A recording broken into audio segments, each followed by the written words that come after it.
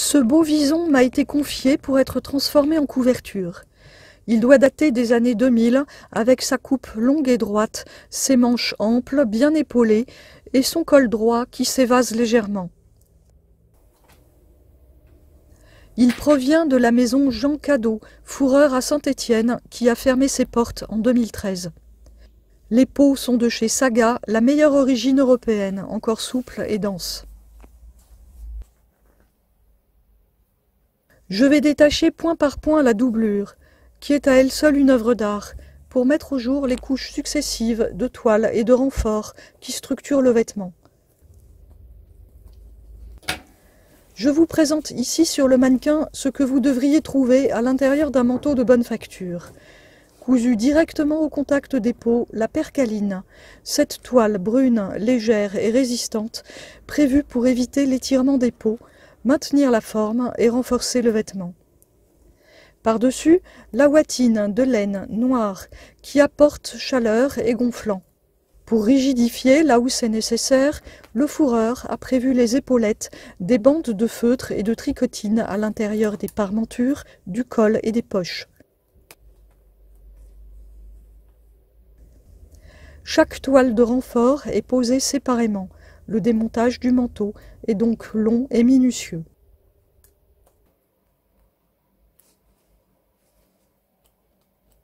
Tout autour de chaque couture, il faut aussi détacher le galon de maintien qu'on appelle le padou.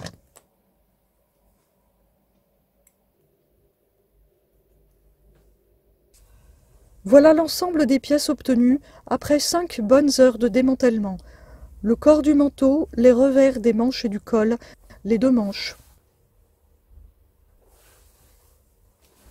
ainsi que tous les renforts, entoilages et doublures qui ne serviront pas pour la confection du plaid. Sur les peaux mises à nu, nous reconnaissons la structure du manteau. Chaque bande verticale est la peau d'un vison. Le manteau est dit galonné, car de fins galons de cuir cousus entre chaque peau apportent de la souplesse au vêtement. J'ai compté en tout 32 visons.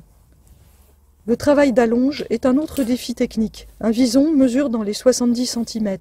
Le fourreur a travaillé chaque peau de façon à l'allonger à la longueur exacte, voulue pour chaque bande, ici 115 cm. Le principe est simple. Après avoir effectué le dressage et les réparations nécessaires sur la peau de l'animal, on ouvre sur toute la hauteur. Puis de part et d'autre de l'arête dorsale, on découpe toute la peau en fines bandelettes diagonales qui seront réassemblées avec un décalage en hauteur. On recoue ensuite ensemble les 2 moitiés.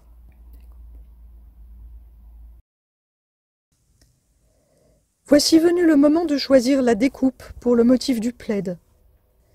Plutôt que de diviser le manteau en larges pans qui pourraient ensuite être réassemblés en une forme plus ou moins rectangulaire, je choisis de détrancher toutes les 2 bandes. Le motif final sera plus harmonieux.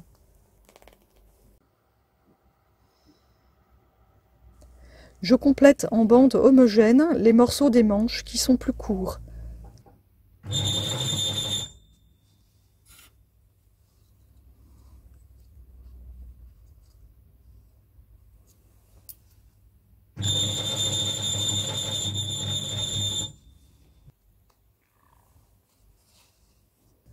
Je reconstitue les sous-ensembles que le fourreur avait séparés.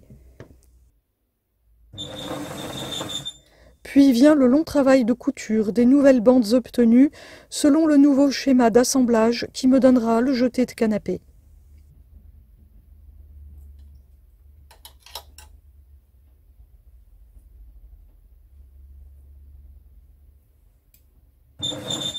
Je récupère toutes les pièces possibles pour combler les ouvertures laissées par la forme initiale du manteau, en prenant soin d'apparier la couleur, la densité et l'élévation du poil aux morceaux que j'ai besoin de compléter.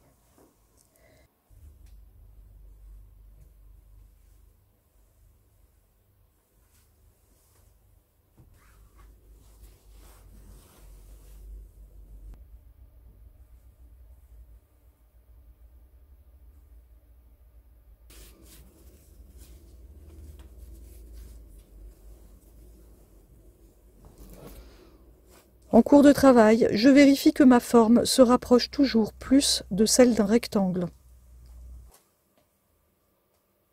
Voici mon assemblage terminé et les quelques chutes de peau qui me restent. Maintenant, je vais avoir besoin de le retendre pour lui fixer sa forme rectangulaire. J'ai plus de place dans la réserve pour ce travail. Comme un aquarelliste tend son papier avant de peindre, il s'agit d'humidifier la peau avec une solution aqueuse et de clouer l'ouvrage bien à plat sur une planche.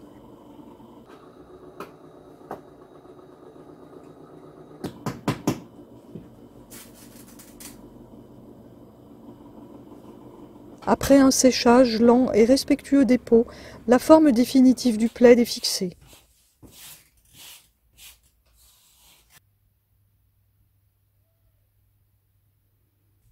Je prends la mesure du galon que je vais maintenant surjeter tout autour.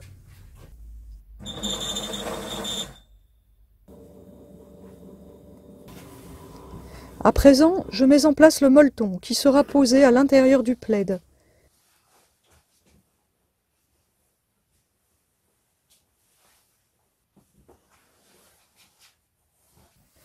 Je le fixe sur l'envers de la peau à l'aide d'une machine très particulière qui, une fois n'est pas coutume, me permet de gagner beaucoup de temps, la percalineuse.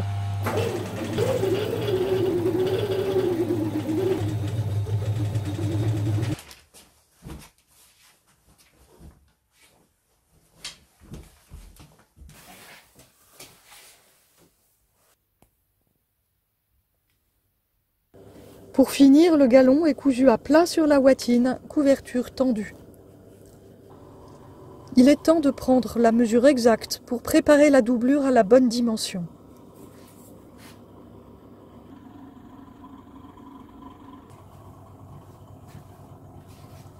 Le plaid est positionné bien au centre, enroulé partiellement et fixé souplement sur la doublure, au point bagué, noué, invisible côté tissu. Je déroule l'ensemble petit à petit, le fixant tous les 25 cm. La doublure est un très beau velours, assorti à la décoration de la pièce à laquelle le plaid est destiné. Pour finir, je rabats le bord de ma doublure toujours à la main.